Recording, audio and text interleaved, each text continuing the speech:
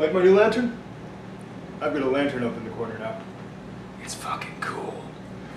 Anyway, so I was thinking about this and I was gonna do this whole big thing and I decided, fuck the big thing, I'll do the big thing later, but I'm gonna give you a piece now. I want to teach you how to fix your punch. Now specifically I'm speaking of a straight punch. Let me start with a little bit of history behind the punch. You see, we crawled out of the trees and became humans because of hunting. And because we don't have claws and sharp teeth and we're not stronger or faster than most animals, especially the ones we eat, especially the ones we ate back then, the most common food source at that time for us was actually the mammoth. Yeah, are you stronger than a mammoth? Oof. So anyway, we had to learn how to hit them with things, and for the most part, you see, humans have really, really bad levers. Our muscles are not good levers. You compare us to other animals and we really are kind of bottom of the barrel. So we had to learn how to use tools to bridge this gap. Great idea. But what we had to figure out was, well, how do I use this rock? How do I use this stick? How do I put this rock and stick together to make it more effective?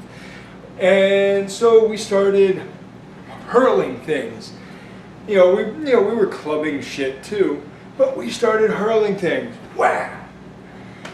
Well, eventually we kind of, figured out we need to beat each other up as well, and we don't always want to kill each other, so hitting each other with other things doesn't work so well. But the idea stuck. Now granted, humans have been fighting as long as there have been humans, and who knows which came first, fighting each other or hunting animals. But what I'm giving you is a basic evolution lesson. We are built and adapted for this wide looping motion. It's the way our shoulders work best. We work best in tandem with momentum or gravity. Unfortunately, momentum and gravity in a modern scientific martial arts sense is really poor form. It becomes predictable, it's slow, so you have to find sneaky ways to add it in. So what you end up doing is you take out the rock or the stick or whatever, and you make a ball out of your fist, and you throw your fist, and now you've got Roy Nelson punching going on, right? So that's the haymaker. That's the classic punch, it's the natural punch, the swinging, the hammering, the overhands. That's all the most natural striking anybody could ever possibly do. Problem is they're slow. They come in these giant wide arcs, and eventually somebody figured out, hey, if I punch in a straight line, I can still hurt the other guy, and it stops him from hitting me because my punch gets there twice as fast. Problem is, because this is so ingrained in us, a lot of guys are still turning their hands over. Problem is, if you turn your hands over, your elbow is now in line with your shoulder. And it puts a lot of torque into the joint itself. It's not such a good thing. So, take a trip to China.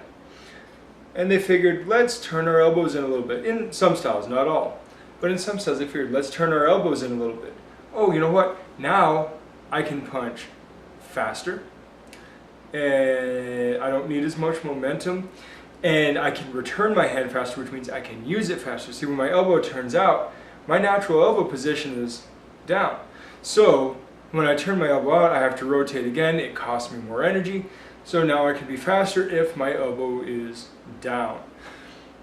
Well, dealing with that, you start dealing with other physiological concepts, because now when you see the disparity between elbows out and elbows down, you realize, well, when my elbows are down, not only do I not really need the momentum, I really can't use the momentum very well, not in the same way. It doesn't make any sense for me to lean into a punch when my elbow is down. It just doesn't have that same weight as, heaving into a punch. I guess Scott Sonner would call that surging, since it's forward and backwards. That's a side point. So you now have this idea, and it takes the stress off of your shoulder, and it puts it into the musculature. And I came across, several years ago, I started, researching powerlifting and strongman type stuff, and I started finding out that these guys were saving their shoulders in the bench press by going from this to tucking their elbows in. And not only was it saving their shoulders in the bench press, but it was actually increasing their bench press because it was putting the pressure over the muscle and not over the shoulders. So you're actually pressing with the muscles that you're trying to work. Well, guess what? If I lift my arm without any torque, if I just take it, don't do anything else but raise the shoulder. I want you to do this with me. Where's your elbow? It's at about a 45-degree angle. It's mostly down. There's going to be some individual variation, but it's mostly down. So when I make a fist, you know what? My fist is kind of cocked off at an angle. So the strict elbows in that we practice in Wing Chun is for another purpose. It's got a dual purpose, defensive ability, and all that. There's a lot that goes into it. But if you're looking for just natural striking ability, your most natural range is about a 45-degree angle in your elbow. Your fist will be roughly diamond shaped. It's rhomboidal. And now we're not going to get into what parts the punch, like I said, I'm not going to make a big thing out of this. So to fix your punch, no matter what system you're following, if you start with the natural position and just adjust a little bit, Wing Chun, karate, keep your elbow at about that 45, you're going to find that your punches are stronger, they're faster, and your shoulders are taking a lot less damage, and you're still going to be cutting down those giant haymaker swings. And as a side note, I'm convinced we can learn how to train those haymaker swings to be better. It may just be a timing issue, but I believe we can do it better.